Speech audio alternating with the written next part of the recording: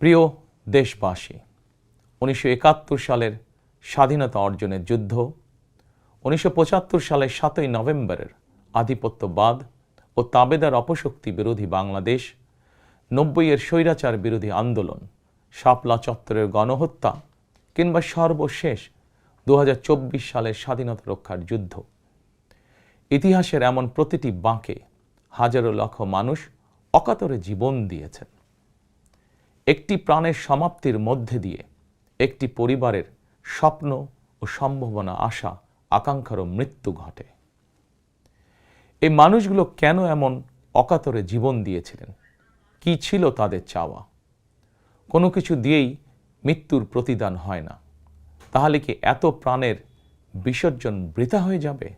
না, অবশ্যই বৃথা যেতে দিতে পারি না।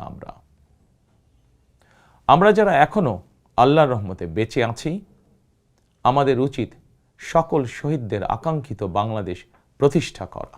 একটি ন্যায়ভিত্তিক, মানবিক, নিরাপদ, গণতান্ত্রিক বাংলাদেশ প্রতিষ্ঠার মাধ্যমে আমরা দেশ এবং জনগণের জন্য উৎসর্গকৃত সকল প্রাণের প্রতিদান দেবার চেষ্টা করতে পারি।